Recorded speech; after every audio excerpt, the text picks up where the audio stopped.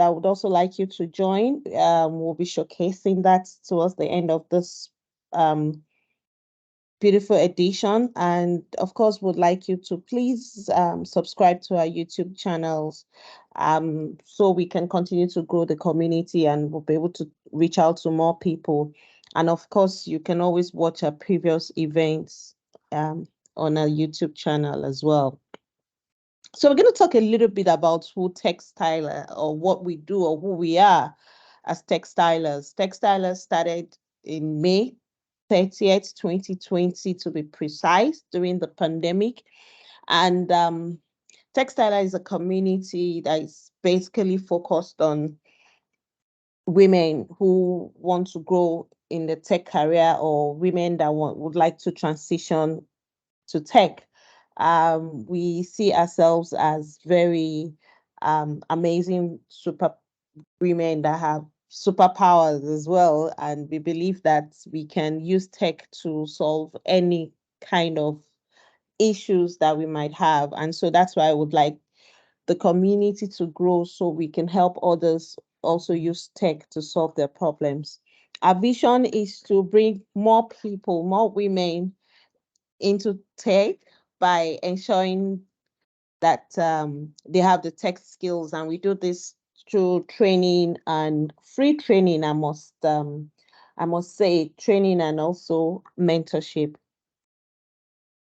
Now, the dates that we have our meeting dates usually every month, the last Saturday of every month, and we have, just like I mentioned earlier, we have a course where we train our members and even people that would like to be trained on tech skills.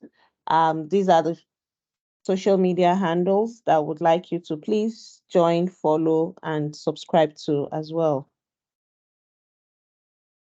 So today I'm supposed to be doing this with Lara, but she's unavoidably absent.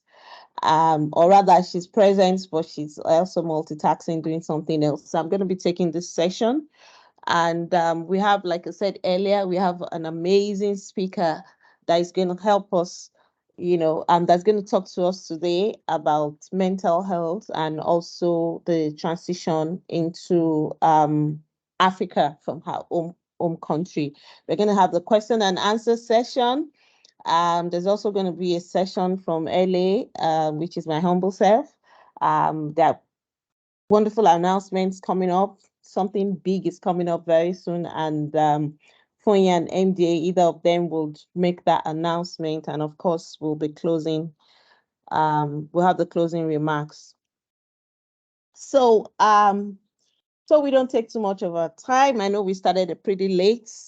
We'd just like you to meet with our speaker for today, our special guest speaker for today, Nikkia. I hope I got that right. Miss Carter, let me put it that way. All right. So who is Nikkia? Nikkia is, oh, thank you. So Nikkia is a superpower woman that loves to help organization, unlock Microsoft Cloud. Obviously, that means she's a hands-on cybersecurity expert. She embraces various collaboration, of course, Microsoft collaboration tools, and also helps to ensure that companies move fast and get return on their investment. She's got wonderful skills, such as technical skills. She has leadership skills. She's a public speaker. She's a solution architect. She has Microsoft skills as well, all the Microsoft tools, and she's great at workshop. So I'm just going to tell us about a little bit more about who she is. Nikkia is an American.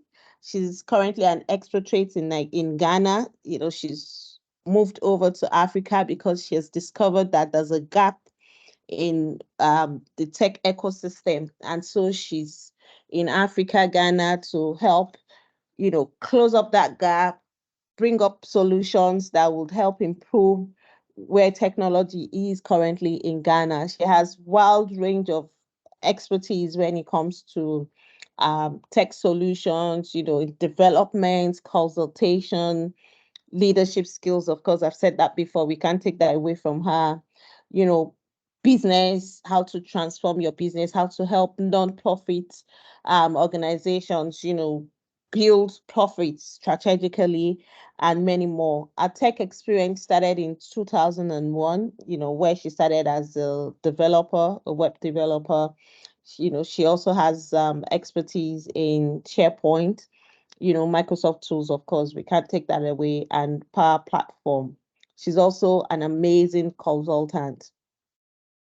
Nikkia has worked with several organizations, and of course, including Microsoft, for a couple of years. And she's very passionate about cloud solutions and modern work, tech security, anything around security, cybersecurity, and also around strategy. She currently has her own company called NTC Tech Consultancy LLC. It's a Microsoft partner organization that helps companies to optimize collaboration and productivity. And she's also passionate about helping those companies to improve data security. She's published Microsoft Office User Guide, um, paperback, right? Practical Office 360, 365 for end users, and Practical Office Administration. It's a video publication. That's a video publication.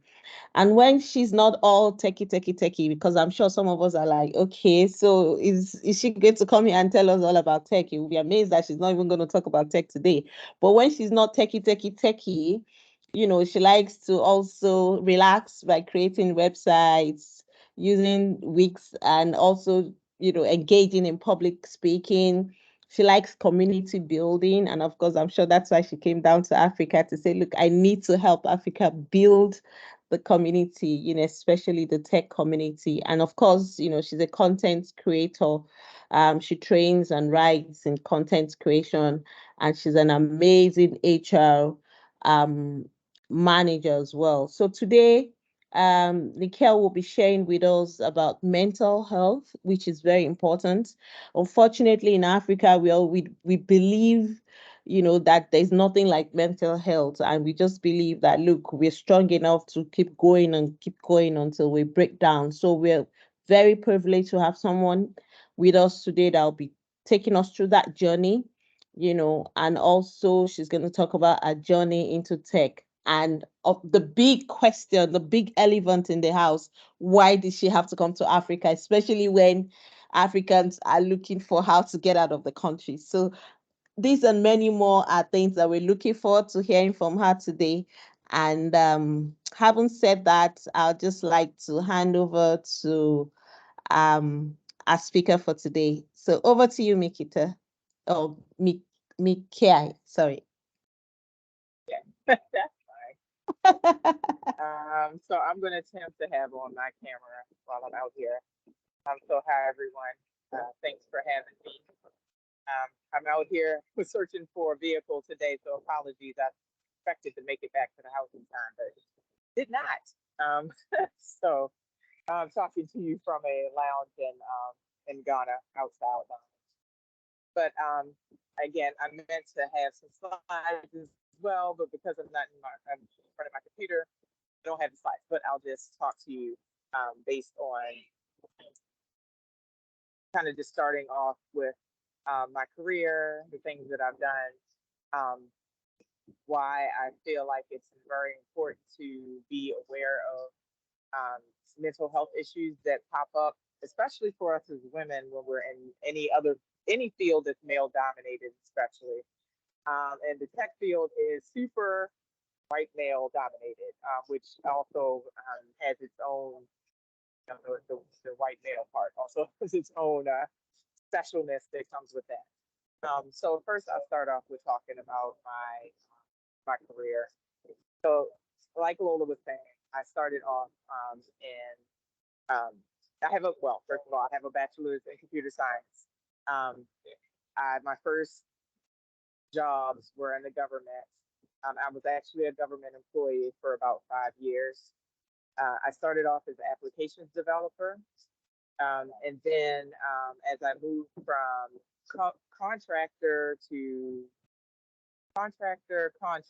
government, back to contractor again. Um, in the midst of that journey, I was approached by somebody who asked about me doing going into SharePoint, which was a different type of technology. Now, I was an applications developer and I did internet development, which meant I wrote all codes. Um, I was not fully aware of SharePoint. Well, actually, I wasn't aware of SharePoint, period. So I thought that, for me being me, I just thought I could do it. So I told the guy I could do it. I happened to be pregnant at the time, and the job offer was for 25,000 more than I was getting paid as a developer, as a programmer. So of course I was like, yeah, but I'm pregnant, and this job is like an hour and a half away, which I have to drive to, then catch a train. Now, I'm not doing all of that while I'm pregnant. So I looked around for the same type of role closer to me, and then I ended up another role for SharePoint developer, but for a company that was closer to. And then shortly after that, I ended up working at Hamilton. Um, this was before I even finished my pregnancy. I got hired there. I actually went to the interview pregnant, which I think was probably kind of weird. For most women, they don't go to the interview pregnant, but at that point, I had gotten laid off from that other job because all of the so when you work with the government, especially since I was in defense, whenever I was in defense and I was working for the Navy, so whenever they have ships that are getting built, they hire people to do all of the logistics and the program work and the engineering work and all of that. Get all those people get hired in the government in order to make sure that the ship gets built correctly. So there was a couple of contracts that I was on where each of those ships, they all died. All of the projects for the ships, they basically, like, government was like, yeah, we're cutting funding, so we're going to cut this ship and that ship and this. All the ones that I happened to be on died. So that's how I ended up going from, once I left the government the first time, the only time I was the government, and I went back to being a contractor. I thought I was safe, and then I went to a contractor where there was another ship, and that ship died while I was doing the SharePoint work. So I ended up back out, without a job again. So I had to hurry up and get another job, pregnant or not. I was like, let me take my butt to this interview, which was grueling. Booz Allen has this, or at least that time that I went, they have these interviews where it's like speed dating. You basically sit at a table in a room. There's a bunch of different tables. There's a candidate at each table, and the different teams will come in and talk to you for 10 minutes, interview you, and then they switch to the next person, 10, 15 minutes.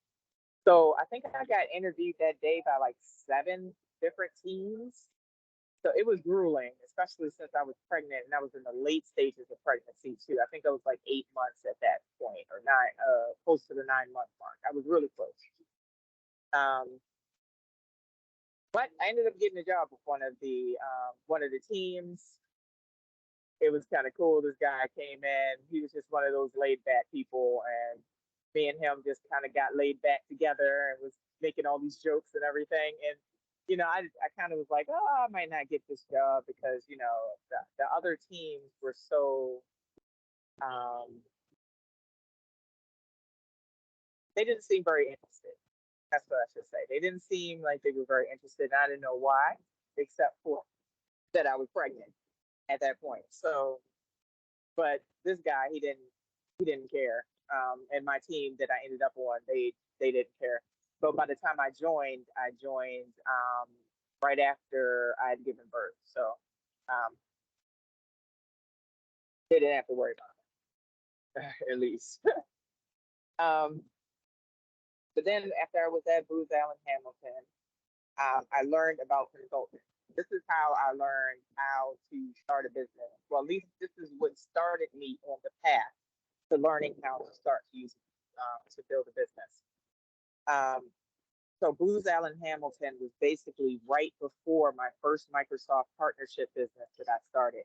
I started it while I was at Booz Allen Hamilton. It was my second 40, which meant that I worked 40 hours for Booz in the morning, and then in the evening, I worked whatever hours, usually around 4 to 6 hours on my business in the evening. But it's kind of hard to run a business like that. But I was starting to, because I understood how Booz Allen Hamilton works internally. Booz Allen Hamilton is a agency of consultants, um, where you you get hired for a contract, and then once the contract is over, you're on this thing that's called the beach, which basically means you're in between contracts, and they give you a certain amount of time before they let you go, to get another contract.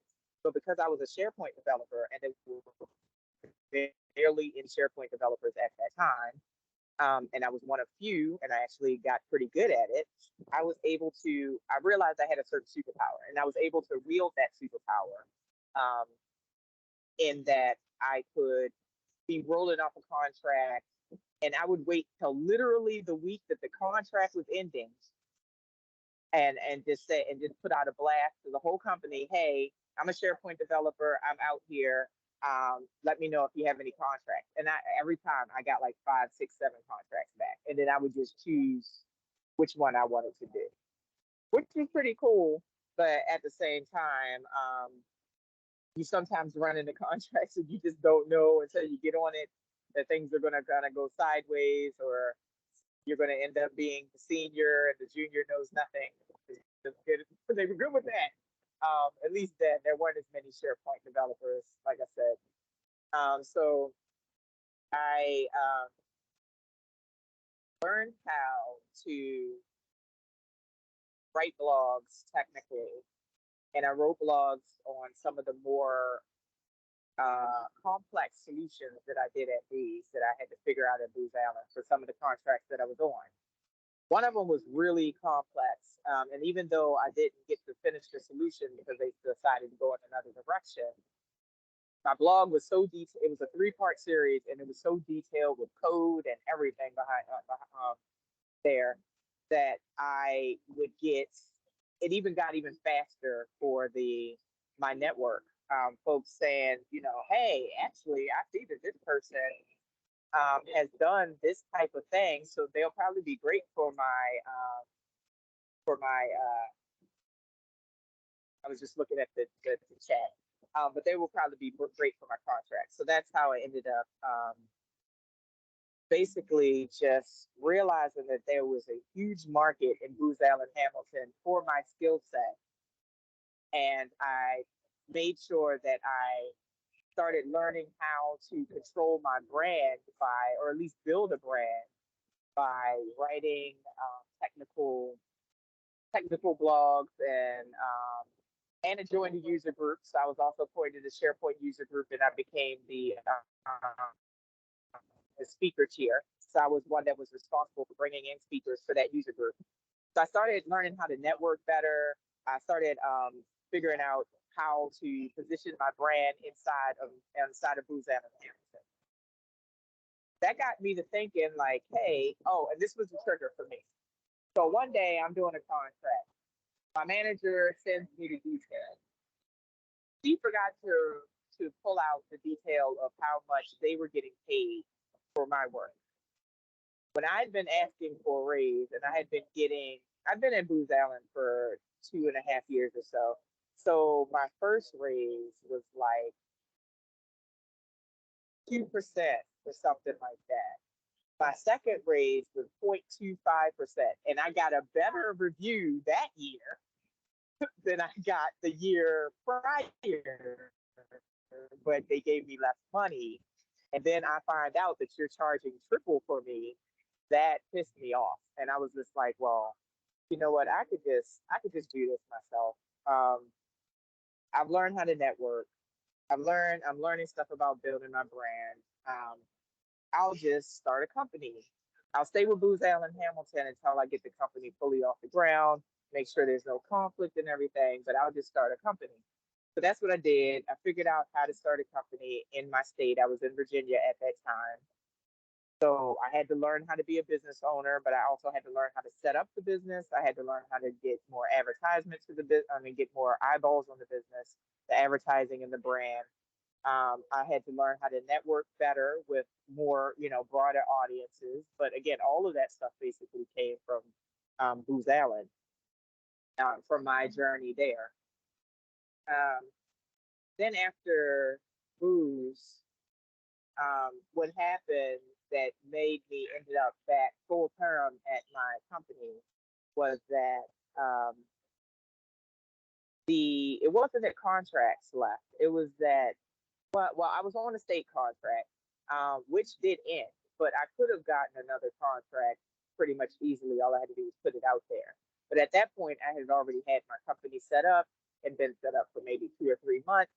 I found out that Booz Allen Hamilton had a high moonlighting policy, a policy against having your own side businesses if it's certain things. So I was going through applying for a waiver, make sure first of all I wasn't in violation. I was applying for a waiver to make sure that I could keep the business, but then the contract suddenly ended. So I was just like, well, I guess I'm out here now. So that's what I just did. I just was like, well, it's time for me to devote all of my time, energy, and brain power into this job being my new company. I set it up as a Microsoft partner. I kind of tripped into that. And the way I got there was because um, I planned to set up the business on SharePoint development, which was what I was into at that moment. I went to look how much it costs to have a SharePoint server. It's a lot. I don't know if you knew, but back then, you had to have a CAL, which is I think it was something something license for the server, and then you also had to have CAL user licenses. But the license for the server at that point in what 2012, I think was when I started the company, 25 grand, and I was like, yeah, uh, I can't do that. I don't have no pockets like that. The Moose wasn't paying like that. So I I tripped into the other alternative. At that point, that's when the cloud started coming out. Office 365 had already been out for a whole year beforehand, but I caught it on the tail end of that really awkward, crazy looking thing. What was it called? BPOS, Business Productivity Office Suite. I think was what Office 365, now renamed M365 or Microsoft 365 was called. So luckily, I tripped into that. However, tripping into that was a blessing and maybe a somewhat, you could probably say, an initial kind of curse, but it turned out to be a blessing, a full blessing. Um, and that's because SharePoint server, I think somebody's mic is not muted, just so y'all know, hearing a little bit of like somebody's rubbing a mic against their shirt or something. But um, SharePoint server is different than SharePoint in the cloud. I did not know that, of course. It was new. There wasn't a whole lot of writing on it. You know how Microsoft is in the beginning. Or you may know, if you're into Microsoft technology, you know that Microsoft comes out with a lot of cool stuff. But what they don't come out with is the documentation quickly. So since it was so new, there wasn't a whole lot of documentation. I did not realize that SharePoint was so much different from the server on-premise version to the online version. So there was a couple of things that I ran into, but luckily at that point I had some pretty forgiving clients that was like, oh, it's okay, you'll figure it out, and they're just like, yeah. And I learned stuff on the fly, but luckily, like I said, I had those forgiving clients because not every client is that forgiving. They expect you to be quicker. They expect you to know stuff right then. Even though now I realize that knowing everything, um, nobody can know everything. And nobody can know everything all the time. Things change. The cloud is constantly changing. So now I'm constantly telling the client, like, if I don't know, I'm telling you, I don't know. I'll find out. I don't know. Now, this may be my theory, but I still don't know. And I'm going to have to tell you the specifics after I look it up. So I became, eventually, got to the point where I became not afraid to be the expert that also does not know. Because again, things are too big. Technology is too big. It's always moving. Even if you have been in a field for umpteen years, I've been in IT since 2001. I did my first 10 years in applications development, and I've done the rest of this time about 10 years in SharePoint, and then add about overlapping that time with Office 3, some of that time with Office 365, maybe about 7 years Office 365. Being in it that long, have written books and all of that stuff that I've done, and I still don't know everything. I even worked at Microsoft. I still don't know everything. It's too big. If somebody's expecting you to know everything right off the break, being they're not being realistic, and they may try to use that against you as a female. But you have to, as a female, and especially as a Black female, but you have to learn how to do whatever. Um, do you know this? Then shut up. Um, but no, that's the kind of attitude you have behind it, but not directly to the customer. But anyway, I digress. Going back to the whole me ending out as a Microsoft partner the first time. I had this company called Carter McGowan Services, and I worked because of the stuff that I learned at Booz Allen about networking and about building my brand. I worked my butt off for about 7 years, running everywhere, doing conferences. I wrote 2 books. I did 2 video courses. I've been an editor on another book. I've written a lot of different blogs, and I mean me writing them, not somebody else writing them. I did a lot of public speaking. I've spoken at Microsoft conferences. I've spoken at tech conferences. I've spoken at conferences kind of around career space, but talking about like how important it is to have kids to learn how to code or learn how to do computer science. So more generic businessy type conferences. Um, so I did all of that. I did a lot of meetups. I went to not only the technical meetup groups, but I also went to the government groups. I went to the business groups, and then I networked like crazy. You know, every conference I went to, every meetup that I went to, I'm talking to just about everybody that I can get to in that room. I had my cards ready.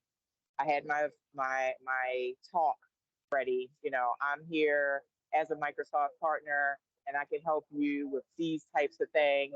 And I kind of tailored it towards whatever the person that I was approaching. So if it was a government person, I'm talking about how I understand government, how SharePoint can help government entities, how Office 365 can save them money, how it can bring their teams closer together and get through all of the work that they're trying to do. But then I also understood things like the buckets of money and the colors of money. There's things like that in the government that you need to understand to be able to talk on their level, because you could offer them exactly what they need, but if they can't pay for it because it's not the right color of money, or it's not coming out the right bucket, you're dead in the water. So I would talk to them more from that angle. But then if I was talking to maybe I was at a conference and I was talking to another Microsoft partner who happens to be an ISV. Let's take AvePoint or ShareGate, or Metalogics or something like that. A company that makes um, widgets and applications for the cloud or for SharePoint. And the angle I would go to them, because they're not, I think somebody else's mic is unmuted. Just so you know, you might want to mute yourself. Um, I would come from the angle for those folks that were talking about government, and then I was talking about the ISV. For them, it was more of a Do you have somebody that can do training for your product? Do you have customers that come back to you and want services now?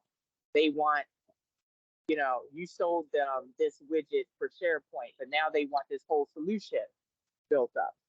So I would ask them things like that because sometimes, like ISVs, they're not really thinking about, oh, I probably need to train people, or what am I going to do if somebody comes back to me and asks for to build a solution, build something custom? They just like, I'll just tell them no.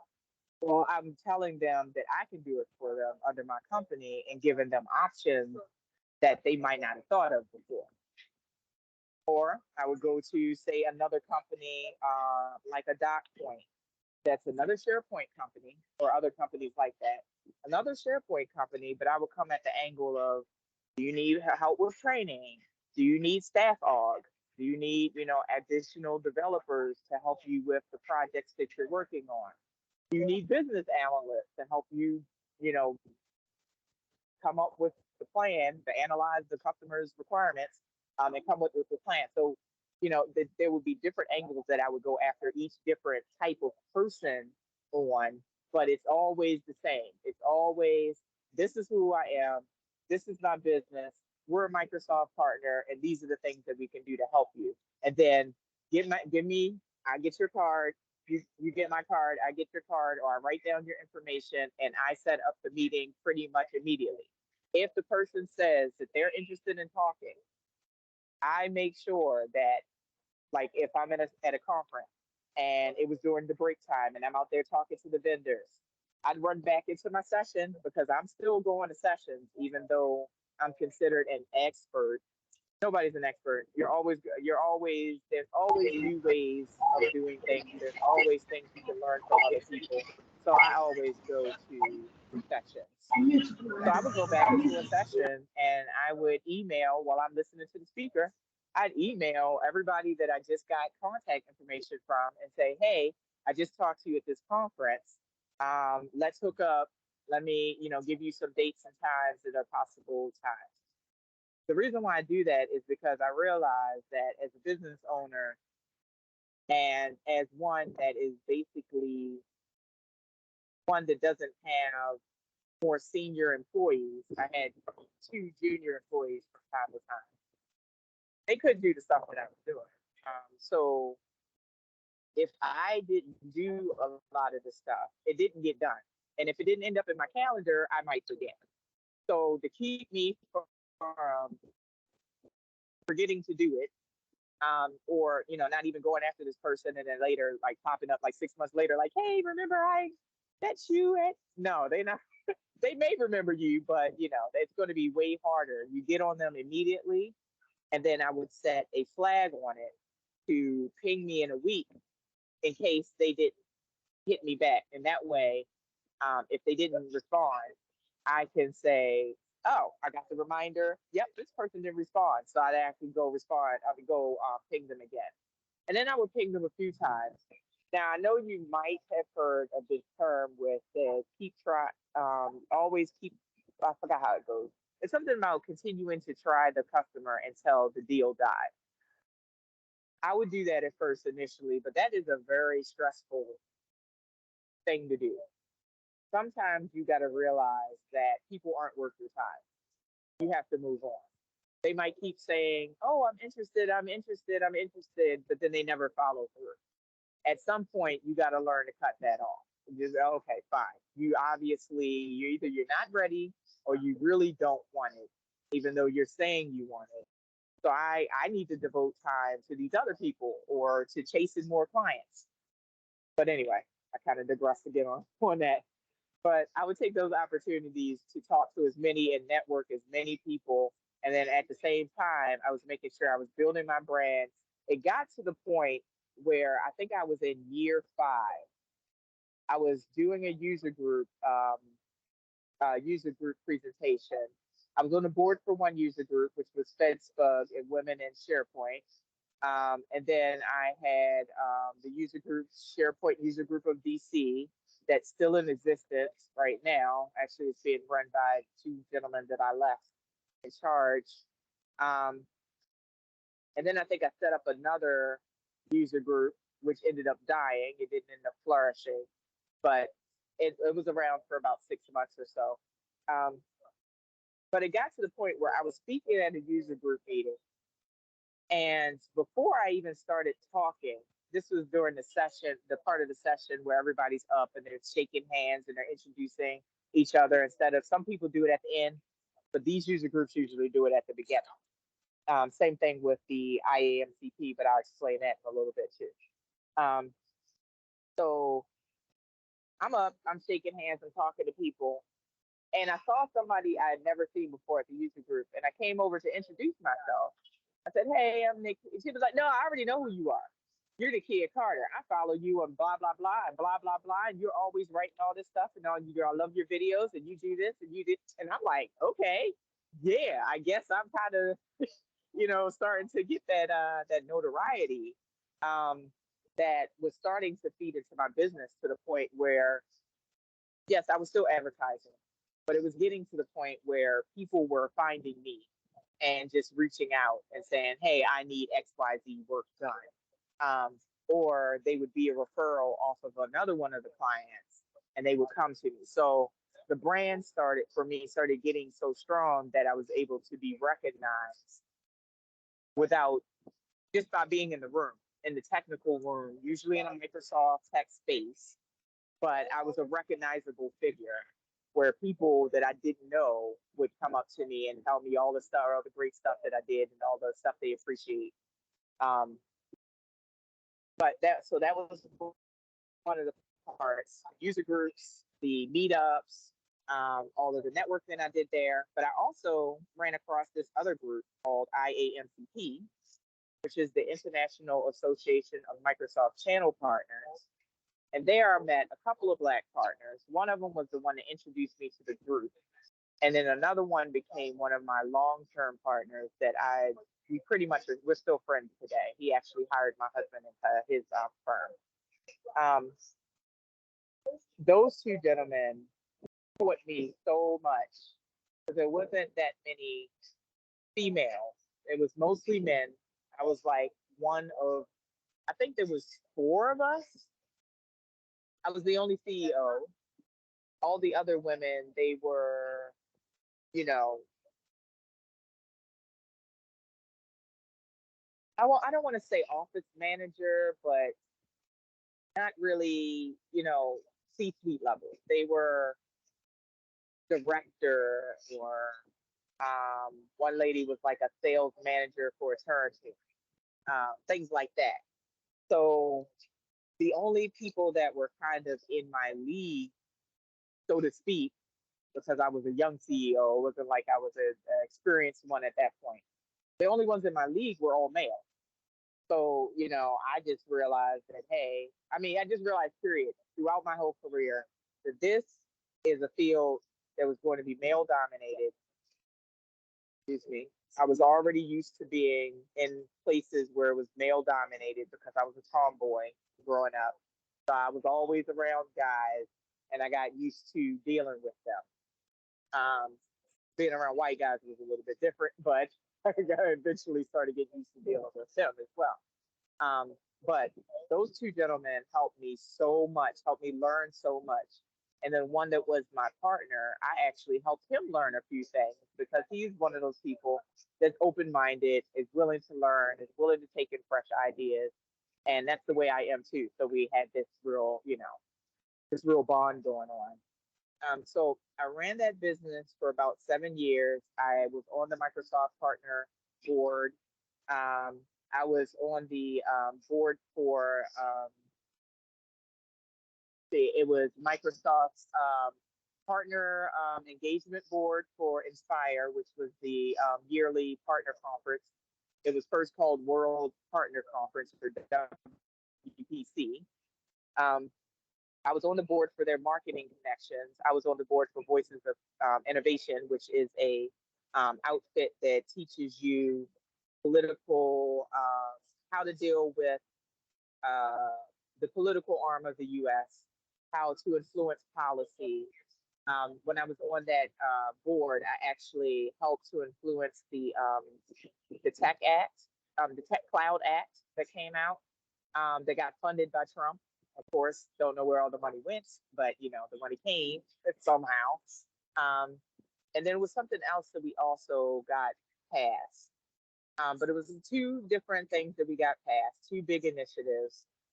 But through that, I learned how to talk to my congressmen, talk to my senators, talk to my state senators, talk to my state congress people. Who to talk to about what? How do you position it? What will they care about when I go in and talk to them? Um, so that board taught me how to be a political advocate in tech, which is now what I'm starting to try to use those skills, even though it's stuff that I learned for the US. I'm starting to use some of those skills that I learned for the US here in Ghana. But anyway, going a little bit further into my career, I'd like to do a time check, Lola. I don't know how long I've been going, and I can just keep going. Yeah, actually past the time. Oh, I'm But would past you the like to time. give us, Okay. yeah, but would you, I'm sure by the time we start asking questions, that will probably take you to, the other part of your career. Is that fine? Can we do that? Yeah. Hmm. Okay. All right. So we'd like to say a big thank you for the journey so far. Trust me, we have to bring you back because I think you have so much to give to us, and especially the part that has to do with why Africa, just like I said earlier, a lot of Africans are running out to the West, and here you are coming to Africa and coming to Ghana. So we need to learn that story. You talked so strongly about networking, you know, how you're a super power woman. I mean, you were 8 months pregnant and you still went all the way for that interview and you said, you know what, I'm going for this interview and I'm going to get the job. I mean, that's mind blowing. So we'd just like to say a big thank you. Are there questions from anyone in the audience? Would anyone like to ask any question before we go on? Please use the hand raise button if you have questions. I mean, networking is very key for me. And to think that it took you 7 years to build a brand, I mean, that's a lot. I said to myself, oh, 7 years, But you see, what I've realized is if we have people like you that can tell us all this journey, this story, might just take us a shorter time to build our brand than, having to struggle all the way. Are there Yeah. questions? Let me check the chat box if there are questions. Questions in the chat box. So how were you able to manage all of this, mentally to ensure that you're okay? Toby has a question. Okay, we'll just take Toby's question. Just, be nice to know how you were able to cope with, you just had a new baby, and having to work in a male dominated, environment and all of that, the mental stability, but it would be nice to hear from Toby first before you. Toby, please go ahead, unmute yourself and please go ahead. Yeah, thank you for the opportunity. So I would like to say thank you to the presenter for, giving us some very useful information about your journey. And I'm very sure you are not done. Like you still have a lot to tell us, and there's no time. I just want to ask that can we reach out to you if we need to, network with you, learn more about you, you know, are you open to that? Yeah. Definitely open. Yeah, Thank you. thank you. Thank you, And Toby. is there any way to meet you? Like, is it there or um?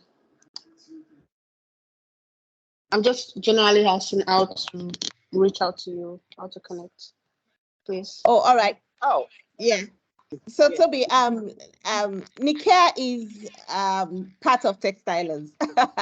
So we'll be collaborating with her. You'll be seeing her more. And of course, you can reach her through our Discord channel as well, because she's actually doing almost what we're doing in Textilers, but in Ghana. So there's a very strong Okay, collaboration. Yeah.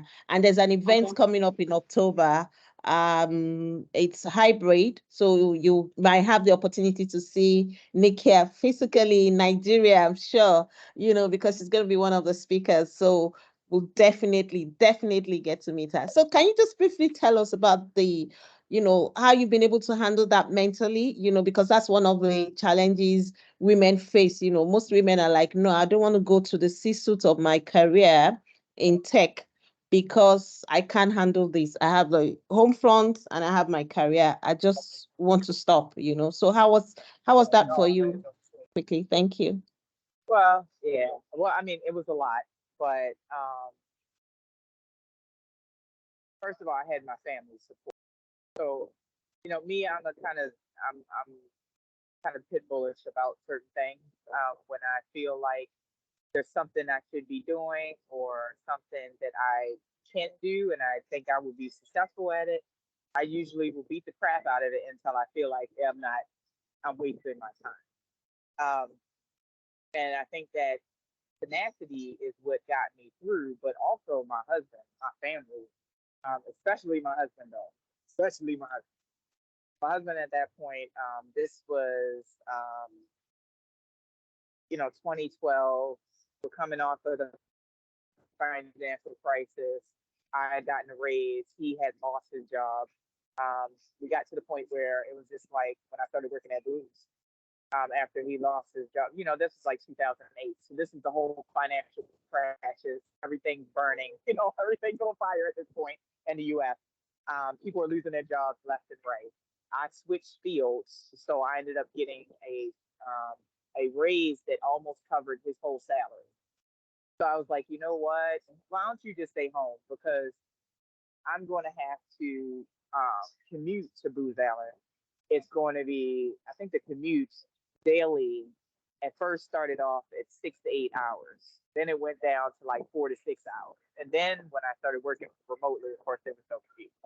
But I was working crazy hours because I kept ending up on contracts where I was either the only developer or I was basically the only developer because the other developer didn't know anything. So I basically had to teach that person as well as do the contract work, which was frustrating.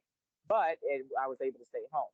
But because my husband was so willing to be home, to take care of the kids, take care of the house, run kids around, except for the times where I would run them around.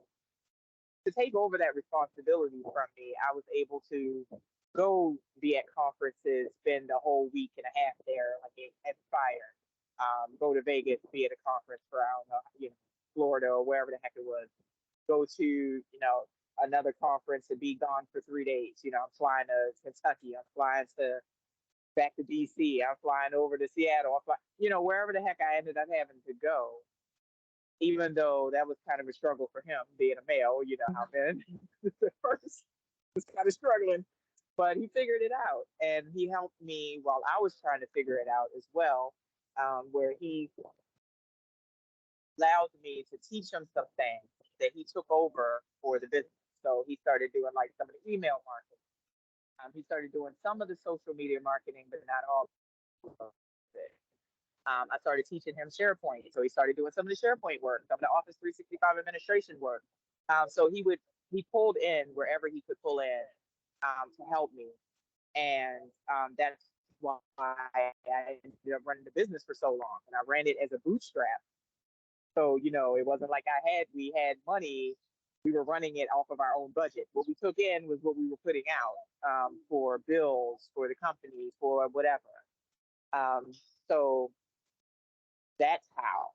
Then they also got to the point where after about 7 years, I got tired. I didn't have the ability to get a loan that I wouldn't have to pay back immediately or credit because by that point my credit was so thrashed from bootstrapping for so long that nobody, they would give me a loan because I had a business for so long, but they wouldn't allow me to wait, have that delayed payment of 3 to 6 months or a year. You start paying next year, you start paying, 3 months down the line. They were like, nope, you got to pay next month. And I'm like, that's not going to help me to do what I got to do. Um, so I got tired and I sold my business to another Microsoft partner. And then I ended up at Microsoft. But I was always constantly asking myself, is this worth it? Is this worth all the energy that I'm putting in? Is this worth all the stress that I'm going through? Um, is it time for me to quit and do something else? I was always asking that. And then I also, especially this second go around, and after being through a little bit more of my career and experiencing even more bull crap being a Black female, I got to the point where I'm just like, there's certain things we just have to just stop. We just have to say no. I know it's hard. It really sucks. We would shouldn't have to do this. But if we don't start putting our foot down on certain things, it's going to keep continuing in the way that it's continuing. And I think that's the why a lot of Black people now have started in the US, have started their own businesses as opposed to going back to corporate America after just getting the boot like a little while ago. Corporate America just started letting people, like I got let go from Microsoft. They just thought that there was going to be a recession ahead. So they decided to just start letting people go, which kind of almost started a recession, but then the recession didn't hit, but then people are just out here now with no job because you panicked. That kind of treatment. Also, we're the last to get hired, we're the first to get fired. So it's the same thing. You just end up being like, look, in order to protect my own mental health here, I'm going to have to stop putting up with the BS. I'm going to have to find where I fit and I fit well, even if it's going to take time, even if I have to create it myself. Um, and then at certain points, like I had stopped being on social media so much. Now that I'm in Africa, I'm way more chill. I'm not as stressed. I don't feel that everyday stress that I was feeling in the US. But I had to stop watching social media. I had to stop on, especially on Twitter, for Lord. But sometimes you just have to take a pause, figure out what it is that you're not going to put up with, what it is that you are willing to accept, and go towards that. And then do everything in your power to not get stressed out as much as you can. It's better, it's harder to do than, I'm just saying it. But, try different techniques. Maybe you're good at meditating. I'm not. I'm just not a meditating person. Maybe the thing that makes you happy is dance. Maybe you like, kickboxing. Maybe you like to work out. Maybe, you like spending time with your family. Um, Make sure you also build in your me time where it's not you hanging out with your family and that time of your family is you as a female being the mother to family. You also need to have time where you are just by yourself or just you and your husband and you're just chilling, or your significant other. And you're just chilling, you're just relaxed. You don't have anything to do. You got to have downtime. That's another thing that I find hard to do for me, but I'm just starting to get into it now. I had to force myself into this mode, but I'm one of those people that I will keep pushing, pushing, pushing, pushing, pushing, pushing until I feel like either it's too much and I need to change direction, or um, or I'm no longer interested. Other than that, it's going down. That's the kind of person I am. But I also realize that that is being that type of what they might call a type A personality can be very mentally draining. It can be exhausting. It also can be exhausting when you're trying to deal with people that aren't trying to deal with you like that. So you have to protect yourself in any kind of way that you see fit. And the way I saw most fit after being put out of Microsoft was to start another company and to just deal with, initially all I started my company off was to service other Black partners. And now that I'm in Ghana, the mission is to again service other Black partners by um, making sure that we have Ghanaians who are already being trained in tech. Their they already have their degree that they're working on. They may be working on certificates. They may be in a tech program as well, or in a tech program. There's lots of tech programs going on right now in Ghana, but there aren't a lot of opportunities. So I'm here to help bridge the gap between the Ghanaians who have the tech expertise and the partners in the US who need help but might need to outsource because they can't afford to pay US market price when you're a small company, and you, especially as a Black company or African company, you don't get a lot of help from the government. So you got to figure out hook or crook how you're going to get this stuff done. And sometimes that's how you do it, is outsourcing. But instead of having to outsource to India or Mexico, let's outsource to our own people. Let's build our financial stability by making sure that we share money and we're putting money into our community first, whether it's our community in the diaspora or it's our community in Africa. We need to strengthen both sides. And we also need to make sure that Africa is safe and stable, and everything that we need and under our full control as Africans, and not anybody else's influence. And then make sure that we are, like I said, those finances, because once we do that, once we are fully like the Chinese, they came to the US, they send money back home, they build businesses in the US, but they're sending that money back to the house, to their motherland. China kicked out all the foreign influence, and now look at them. They are one of the financial powerhouses of the world. They are actually the top financial powerhouse of the world. And that's because they decided to make sure not only do they keep their community going by making sure that money stays in their community and the money's going back to their homeland, they also got rid of all that foreign influence, and now they are where they are. That's what I want us to do. So that's where I'm over here helping with that. I'm still running my company that's based in Washington State, but I'm also about to start a Ghanaian company where that type of work will be going on. But Lola, if I can have like 2 more minutes, because I realized I kind of went off topic of what you asked. You asked about mental health, and then you kind of, I think you want me to tie that to Ghana and why, besides the technical mission, why I'm here. I'm also here for the peace of mind of being able to just be Black and live and not worry about people bothering me, not worrying about, the cops, not worrying about, if some white person decides that they don't like that I live next to them, because I live in a mixed neighborhood surrounded by a white community.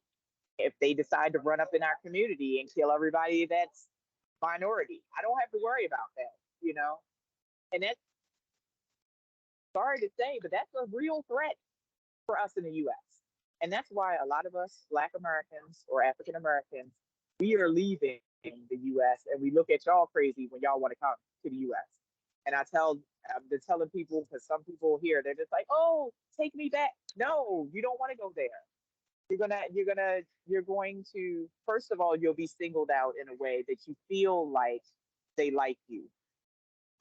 You'll be pit against your brothers and your sisters who are African but American, grew up in America. You'll be set aside as the shining example of how, the Black or African American should be behaving, not knowing all the history and the struggle and the pain and the constant racism that we face all the time, that feeds into some of the feelings and some of the way that we interact with folks. But you don't understand that. You feel like, oh, these people are praising me. They feel like, y'all are lazy, but I'm not. So I'm going to do the best I can. But eventually, it's going to catch up to you, where you're going to do something wrong, you're going to say something wrong, or somebody's just not going to like that you are better than them, or they get jealous or whatever. And then next thing you know, they're after you, and then you may or may not realize what's happening, because it could start off subtly. Racism can be very subtle. It can go from serious, very subtle, very underlining, you don't even know what's really happening to you, to the extreme of them beating you up or taking something from you or just outright killing you. And then there's no justice after it. Or we have to have so many marches, so many protests, so many, in order to get some kind of, maybe kind of justice. Some states now are better than others, but for the most part, racism is everywhere in the states. The states was built on racism. This is how the states became what it is now, is off the backs of our people. So going there and thinking that you're going to be fully accepted, it's not going to happen. You're going to get that false sense, and then later your cognitive dissonance is going to start kicking in, where you're going to start feeling this stress, but you're not going to know where it's coming from. It's coming from all the constant belittlement. It's coming from the not trusting you when you say you know how to do XYZ, even when it's on your resume, even when you've proven it multiple times, to the same person. Just from the little stuff to them overloading you with work and them not doing the work, but they are giving you all the work, but then they don't pay you commensurate with that. To the getting in your car and then you get pulled over by the cops and he's got his hand on his gun and he shoots you because you asked him a question of why you're getting pulled over, because they literally, a cop did that to somebody.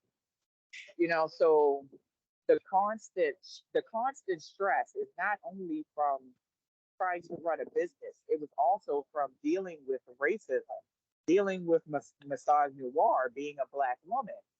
Um, just constantly fearing for your life, wondering if your husband or your son or one of your kids goes out, will somebody decide to snatch them or decide to hurt them because they didn't like the way they looked at them.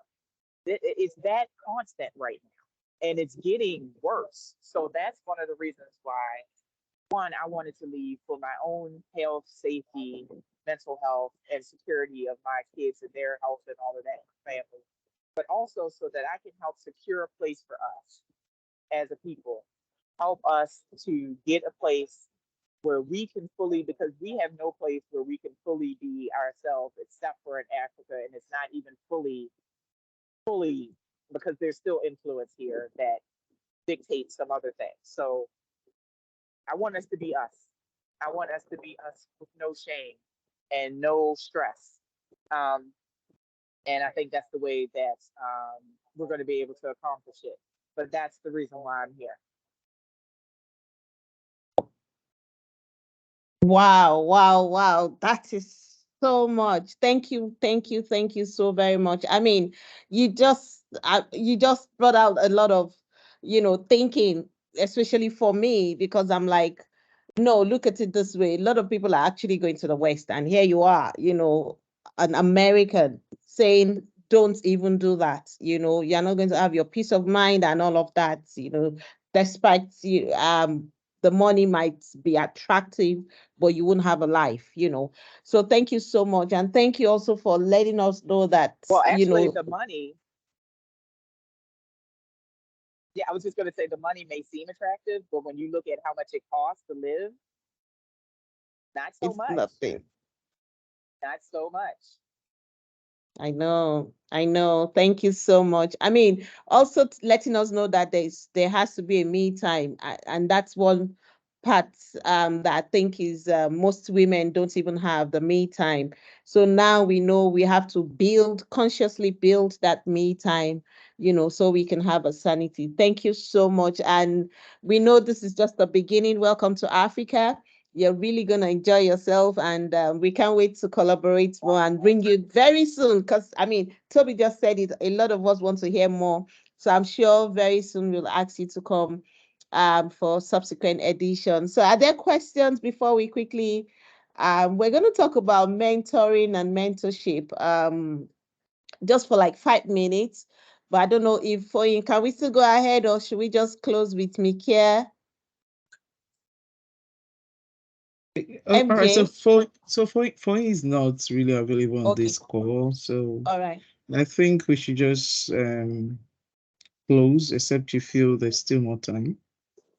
Oh yeah. So maybe we can take the mentoring and mentorship some other time, because we've Still actually another time. gone, Yeah. yeah, ahead of Yeah. time. But are there questions for Nikkia from anyone else apart from Toby? Are there questions?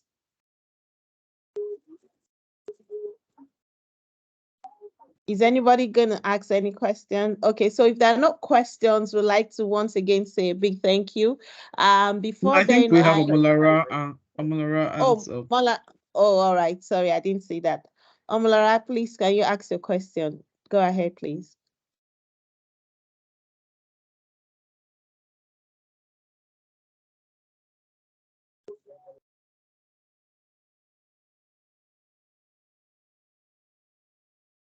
Hi, Omolara. Yes, we can hear you. We can hear you. Do you want to type the question in the chat window so that we read it out?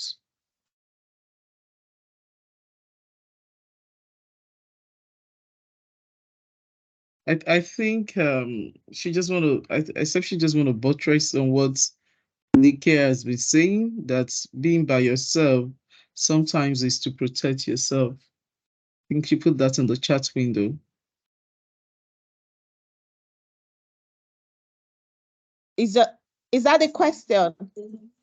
I think she just wanted to comment on it. I'm not too sure Oh, she wanted to ask a okay. question. No, she's actually talking. Yeah, but we can hear. Yeah, okay. I All think she right. can hear So us I actually.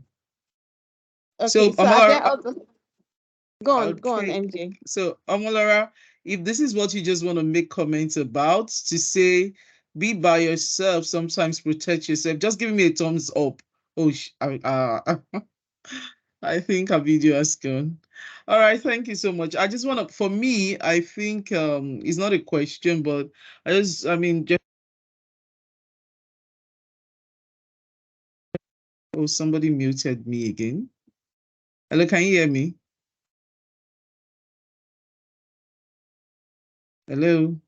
Yes, yes, we can. Please go ahead. Yes, Yes, we that's can. right. Yes. So I'm saying that mine is not a question. I just want to agree so much with a lot of the points that Nikkia has said. I mean, there's a lot of opportunities that you see, and then there are a lot of, I mean, getting it right. They're not just one just want to jump into it, and then you have to really peruse through and then be convinced in yourself that this is the right thing to do.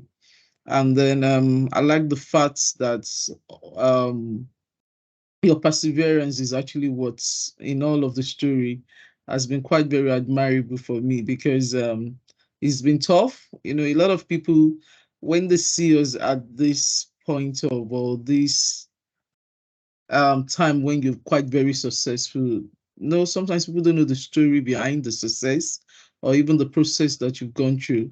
Now, hearing your story actually just resonate with some of the things that I myself has I've gone through, and then I can quite agree that once there is perseverance, once there is passion, once there is um the drive there, you can always find hope to do even much more than you think you can do.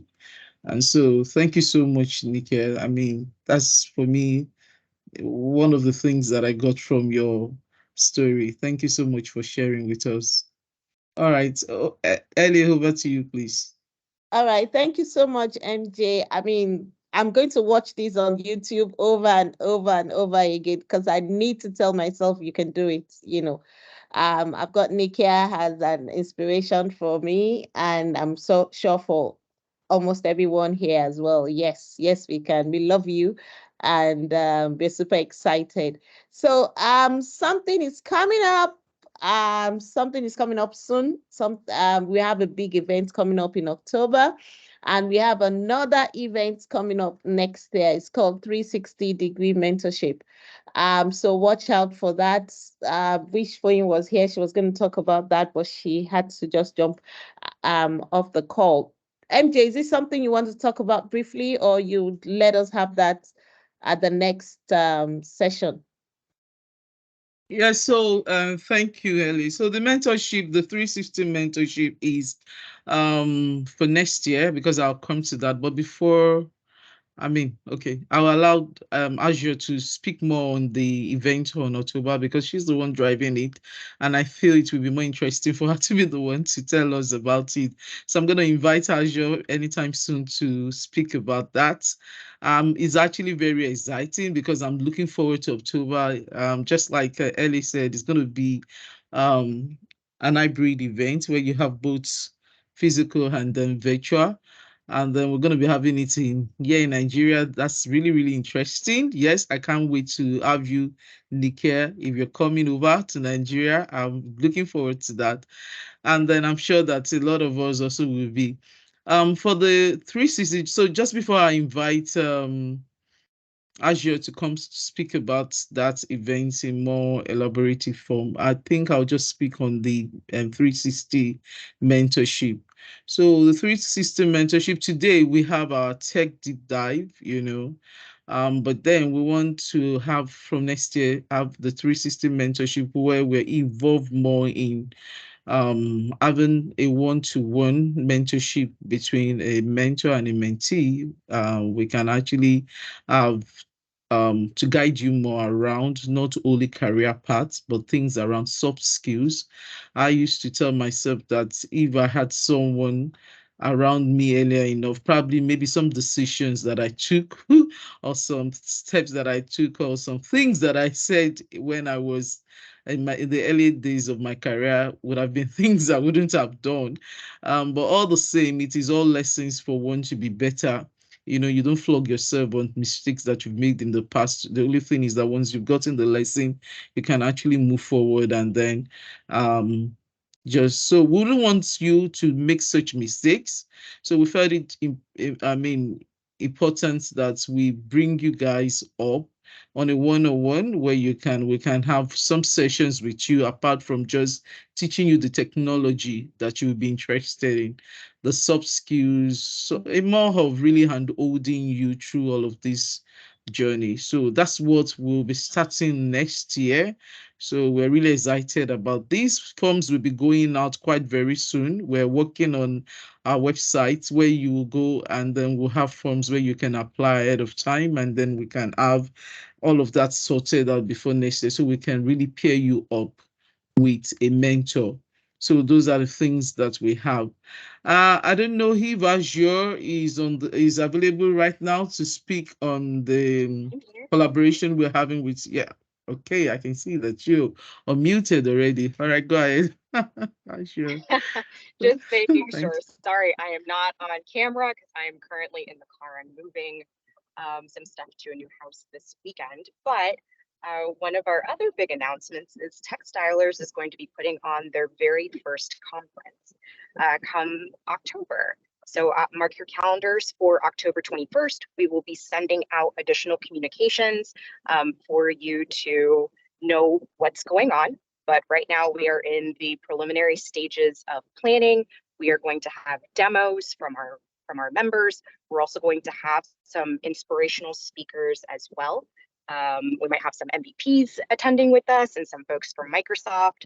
So we are getting prepared for this event.